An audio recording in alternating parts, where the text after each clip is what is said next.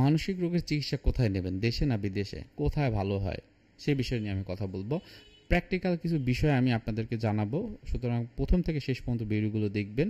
কারো কোনো বিষয় যদি কনফিউশন থাকে, দ্বিধাদ্বন্দ্ব থাকে, অবশ্যই কমেন্টে জানাবেন।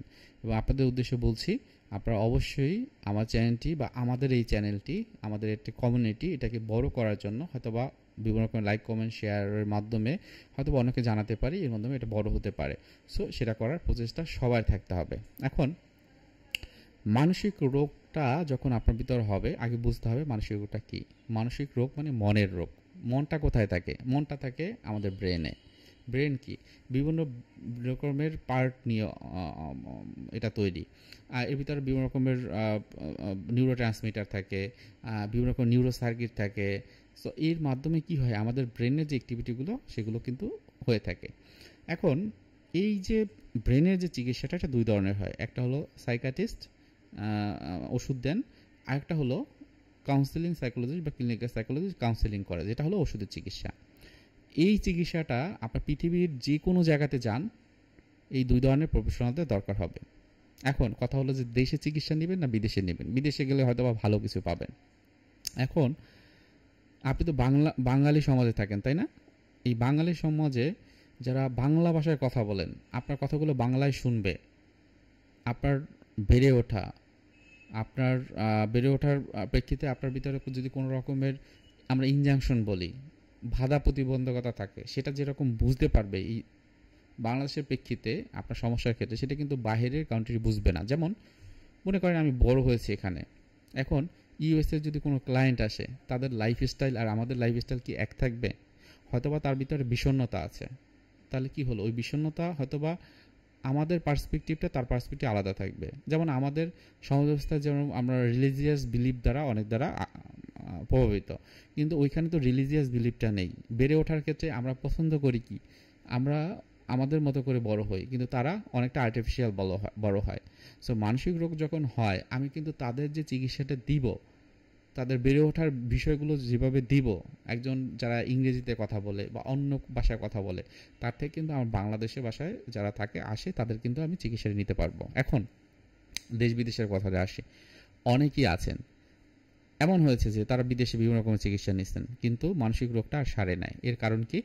মানসিক রোগের ক্ষেত্রে ওষুধের চিকিৎসা দরকার হতে পারে, কিন্তু কাউন্সেলিং বা সাইকোথেরাপিটা অবশ্যই দরকার হবে। কখন দরকার হবে? আপনার প্রবলেমটা যদি মাইল্ড টু মডারেট লেভেলে থাকে, তাহলে আপনি কাউন্সেলিং নেবেন, ওষুধ ছাড়া চিকিৎসা নিতে পারবেন, ভালো হয়ে যাবেন।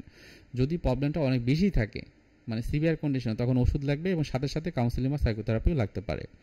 আপনি যদি বিদেশে যে চিকিৎসা নেন, আপনি কিন্তু এই যে আমাদের মতো প্রফেশনাল কাউন্সেলিং সাইকোলজিস্ট, প্রফেশনাল মনে রাখবেন, প্রফেশনাল হতে গেলে অনার্স মাস্টার্স করেও কিন্তু এমফিল ডিগ্রি থাকতে হয়, তার এক্সপিরিয়েন্স থাকতে হয়, তার নিজে সুপারভিশন নিতে হয়, পড়াশোনা করতে হয়, অনেক কিছু করতে হয়।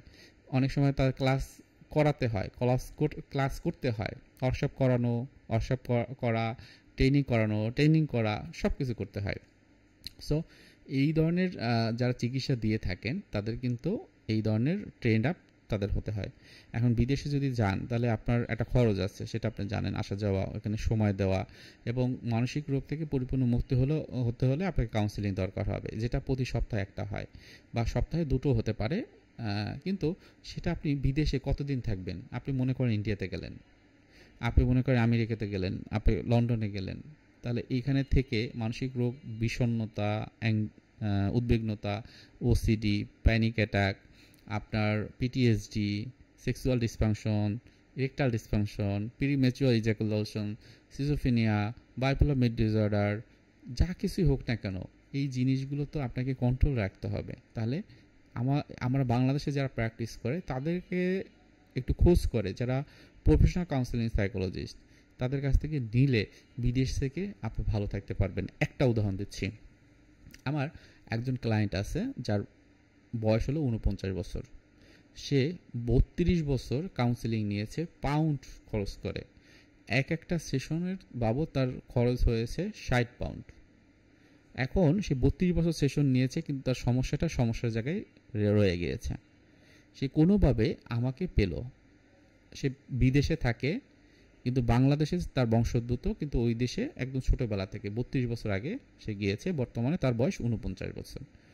এখন সে কি করলো, ওই দেশি কালচারে যে চিকিৎসাটা নিয়েছিল সে কিন্তু তার ক্ষেত্রে ভালো কাজ করেনি। সে আমার সুপারভিশনে হয়তো বা 4 মাসের মতো, 3 থেকে 4 মাস একটানা সেশন নিয়েছে। তার ভিতর বেশ কিছু ট্রমা ছিল, বেশ কিছু রিলেশনশিপ বিষয় ছিল, বেশ কিছু শারীরিক এবং মানসিক বুলিংয়ের শিকার হয়েছিল।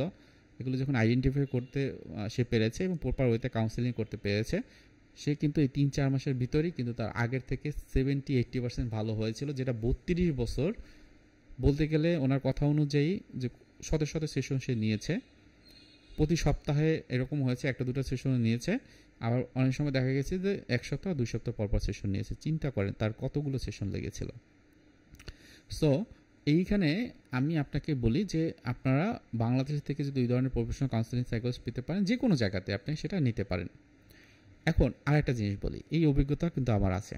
যেমন আমার কাছে কাউন্সেলিং নিচ্ছে, সে কিন্তু একটা পর্যায়ে চলে আসছে। চলে আসার পর সে অল্প সময়ের ভিতর ভালো তার ডেভেলপ করেছে। সে কি করলো, হঠাৎ করে আরও ভালো করব, অল্প সময়ের ভিতরে ভালো করবো, সে বাইরে চলে গেল। বাইরে গিয়ে কিছু সময় থাকলো, এটা কিন্তু আমার অরিজিনাল পার্সোনাল এক্সপিরিয়েন্স। থাকার পর তার যে সমস্যাটা না, সেটা আরও বেড়ে গেল। ওখানে থাকতে পারেনি ভালোভাবে, অভিজ্ঞতাটা ভালো নেই, ওই দেশে যে কথা বলা যেটি সেটি তার সে বুঝতে পারে নাই। অনেক সময় তার ভয় কাজ করেছে, কি না কি জিজ্ঞেস করে, এ নিয়ে একটা সমস্যা পড়বো কিনা, এবং তারাও তো তার কথাগুলো বুঝে নেয়। তখন কি হলো, তখন কিন্তু ওই সমস্যাটা আরও বেশি গাঢ় হলো। ঠিক আবার কিছুদিন পর ফিরে আসছে, স্বীকার করলো যে এই সমস্যাগুলোর ভিতর দিয়ে আমি গেছিলাম। তাহলে কি হলো, সে কি ভালো থাকতে পারলো? ভালো থাকতে পারলো না। সেই জন্য আমি বলি, আপনি যে বাঙালি ভাষায় কথা বলে এরকম যারা প্রফেশনাল রয়েছে তাদের কাছ থেকে নিতে পারেন। এবং সেটা যদি দেশে থাকেন তাহলে ফাইন্যান্সিয়াল বিষয়টা আপনার খুব বেশি হবে না, আপনি খুব কাছাকাছি অল্প সময়ের ভিতরে নিতে পারবেন। আপনার কালচারাল যে স্ট্যান্ডার্ডাইজেশন আমরা বলি, ইথিক্যাল পার্সপেক্টিভে, সেটাও কিন্তু সে বুঝতে পারবে। সো এখন সিদ্ধান্ত আপনাদের, আপনারা কীভাবে সিদ্ধান্ত নেবেন সেটা। এবং এই ক্ষেত্রে আমি আরেকটা জিনিস লক্ষ্য আপনাদেরকে মেনশন করি, যারা ইউনিভার্সিটিতে পড়াশোনা করে তাদের যে সিলেবাসটা থাকে, অর্থাৎ আমাদের মতো যারা, তাদের সিলেবাসটা কিন্তু স্ট্যান্ডার্ড থাকে। অর্থাৎ পৃথিবীতে অন্যান্য যে সিলেবাস, যারা সাইকোলজিস্ট হয় তাদের সিলেবাস এবং ইউনিভার্সিটির সিলেবাসটা এককভাবে থাকে।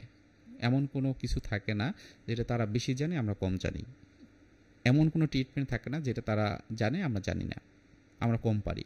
সো এখানে কী হয়, সিবিটি বলেন, ইএমডিআর থেরাপি বলেন, এনএলপি বলেন, গেস্টাল সাইকোলজি, এক্সিস্টেন্সিয়াল সাইকোথেরাপি, যেই থেরাপিটাই বলেন না কেন, ডিবিটি থেরাপি, সো সবগুলোই হয় কি যে আমাদের একটা স্ট্যান্ডার্ড রেখে তারপরে শিখতে হয়, জানতে হয়, পড়াশোনা করতে হয়। সো এই বিষয়টা আমি বলবো, খুব বেশি যে তারা এগিয়ে বা আদৌ এগিয়ে কিনা সেটা আপনারা অবশ্যই বুঝতে পেরেছেন। আমার পার্সোনাল এক্সপিরিয়েন্সও শেয়ার করলাম। তারপরে কারো কোনো বিষয় যদি জানা থাকে অবশ্যই আমি বলবো, আপনারা কমেন্টে জানাবেন। আমি অপেক্ষায় থাকবো আপনাদের কমেন্টের প্রশ্নগুলো পড়ার জন্য এবং রিপ্লাই দেওয়ার জন্য। এবং অবশ্যই একটা রিকোয়েস্ট থাকবে, অবশ্যই চ্যানেলটি আমাদের সাবস্ক্রাইব করে রাখবেন। ধন্যবাদ।